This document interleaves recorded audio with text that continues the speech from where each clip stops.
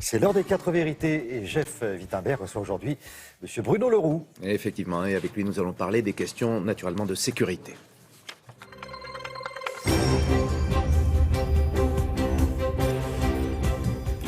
Bonjour Monsieur Leroux, on l'a dit ce matin dans nos différents journaux, le jeune Théo est sorti de l'hôpital hier. Où en sont les enquêtes menées par l'IGPN, la police des polices dans cette affaire? Je veux d'abord lui souhaiter un bon rétablissement. C'est une bonne nouvelle qu'il sorte de l'hôpital, il souhaite se reposer. Pendant qu'il se repose, l'enquête continue. La justice fait son travail, la justice fera son travail. Nous lui avons donné tous les éléments pour cela, absolument tous.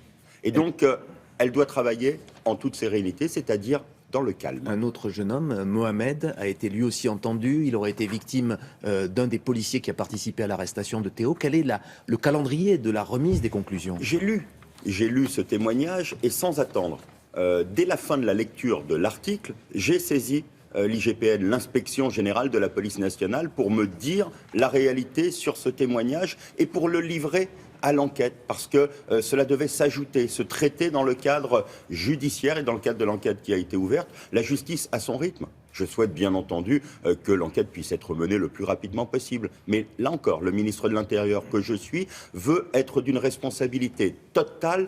Quand il appelle au calme pour laisser la justice travailler, ce n'est pas lui-même pour commenter son action. Dans Envoyé spécial sur France 2, hier soir, on a entendu le policier qui est mis en cause dire expressément qu'il s'agissait d'un geste accidentel. Je reparle de l'affaire Théo et non pas d'un viol. Est-ce que ces propos vous paraissent crédibles, à vous qui êtes ministre de l'Intérieur? C'est son témoignage.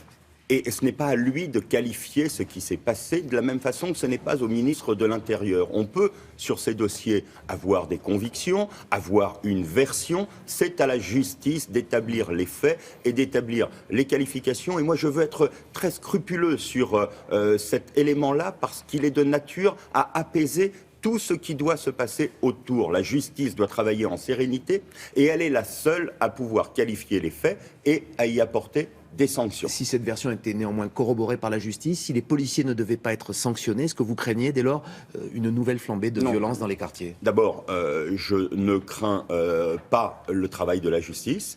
Il y a des conséquences particulièrement graves. Même si la vérité ne fait pas plaisir à tout le monde. Mais la vérité, en tout cas, c'est que le jeune Théo a été très gravement blessé.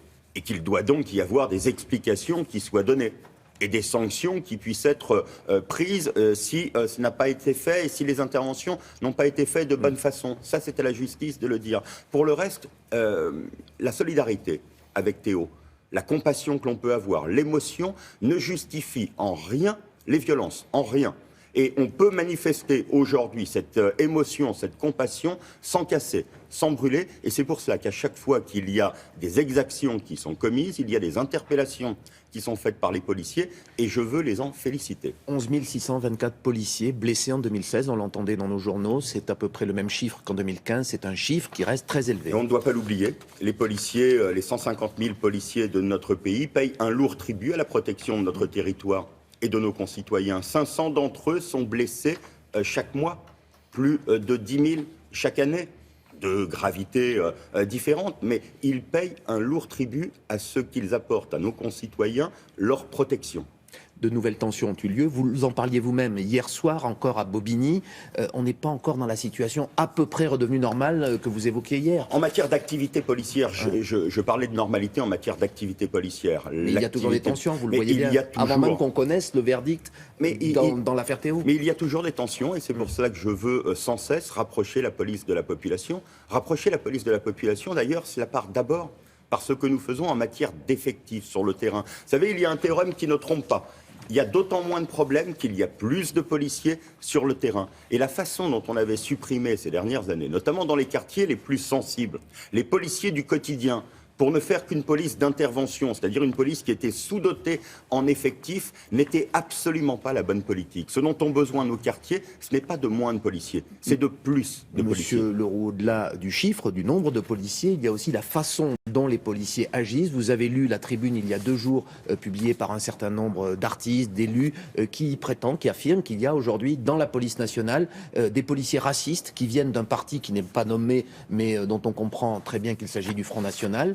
Est-ce que vous êtes sensible à ce phénomène? Est-ce qu'il existe? Mais dans les 150 000 policiers, on y retrouve ce que l'on retrouve chez tous les Français. c'est-à-dire des opinions politiques qui peuvent être très différentes. 57% des policiers votent pour Marine Le Pen, Écoutez, selon un sondage Cevipof publié en octobre 2016. J'attends, mais c'est au ministre de l'Intérieur, alors peut-être Est-ce que de leur cela vous pose adresser. un problème? Mais moi, je veux leur adresser un message de confiance dans l'action qu'ils mènent, et je veux leur dire qu'ils doivent être les premiers à défendre les valeurs de la République. Et si j'estime qu'ils ne le font pas, alors il y a des sanctions, parce que quand on ne fait pas son travail dans un cadre républicain, il y a des sanctions, plus de 2000 chaque année, contre des policiers qui ne sont pas intervenus de la bonne façon. Mais cela ne doit pas jeter l'opprobre sur les 150 000 policiers qui font un travail exceptionnel et qui ont toute ma confiance. S'il devait s'avérer qu'un certain nombre d'entre eux penchent vers des solutions qui, pour moi, ne sont pas inspirées des valeurs de la République, alors c'est au ministre de l'Intérieur que je suis de les convaincre. S'il devait s'avérer, ou vous savez déjà Non. que ces idées-là sont plus présentes dans la police nationale? D'abord, elles ne sont pas présentes en matière d'intervention, et je demande